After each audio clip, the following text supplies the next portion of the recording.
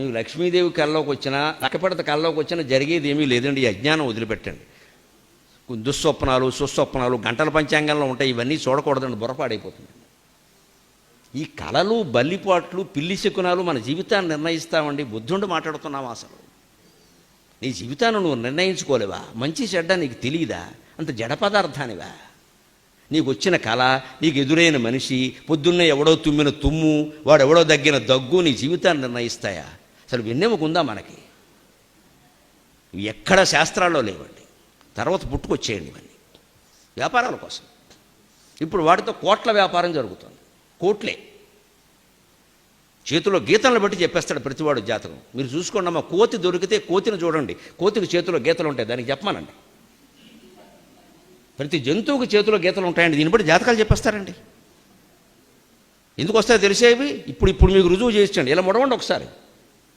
ఎక్కడ మీ చెయ్యి ముడుచుకుందో అక్కడే గీతలు ఉంటాయి, గమనించుకోండి. ఇంకో చోట ఉండవు. ఎక్కడ బాగా ముడుచుకుందో అక్కడే ఉంటాయి గీతలు. ఇగో ఇక్కడ ముడుచుకుని చూడండి, ఇక్కడ ఉంది గీత. తల్లి కడుపులో శిశువు ఇలా ముడుచుకుని ఉంటాడండి. ఆ చర్మ నిర్మాణంలో గీతలు ఏర్పడ్డాయి. దాన్ని బట్టి జాతకాలు నిర్ణయిస్తానంటే దేవుడు కాపాడాలి ఈ ప్రపంచాన్ని.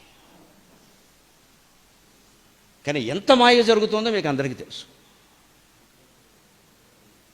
ఇక్కడ గుర్తులను బట్టి పిల్లలు ఉంటారట. ఈ గుర్తులను బట్టే ఇంకోటి గట్టిగా గెలుకుంటే ఇంక గీత ఇంకోటి పడతాడు. ఇప్పుడు 60 ఏళ్ళకి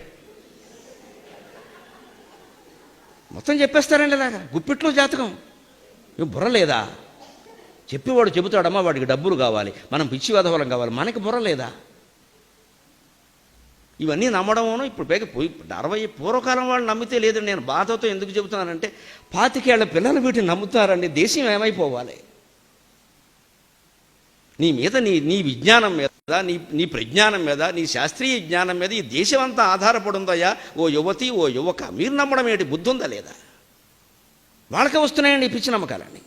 అంటే వాళ్ళని జడగొట్టేసాం మనం పూర్తిగా. వాడి నిర్ణయం వాడిని తీసుకోండి ఎవరు, వాడి మాట వాడిని మాట్లాడేవారు. ఇలా ముడిచి చూసుకోండి, మీకు అర్థమైపోయింది. ఎక్కడెక్కడ వేళ్ళు ముడుచుకున్నాయో, ఎక్కడెక్కడ గుప్పుడు ముడుచుకుందో అక్కడ ఈ కణుపులు కూడా అంతేనండి. ఊరికే లెక్కెట్టుకుందుకు పనికొస్తాయి అంతే. ఇక్కడ ముడుచుకుందో అక్కడ వస్తాయి. తల్లి కడుపులో బిడ్డలా ముడుచుకుని ఉంటాడు, అప్పుడు ఏర్పడ్డాయి. చర్మం ఏర్పడలేదు, అలాగే గీతలు ఏర్పడ్డాయి. దాన్ని బట్టి ఇది భార్య రేఖ, ఇది భర్త రేఖ. ఇంకెవరైనా 2-3 ఉంటే వారి రేఖలు మరి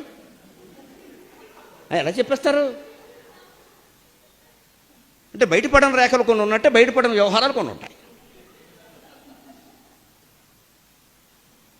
అందరికీ రేఖలు గీసి పారేశారు. చివరికి రేఖే గణితం అయిపోయింది ప్రపంచం. ఈ పిచ్చి నమ్మకాలు వదిలిపెట్టాలి.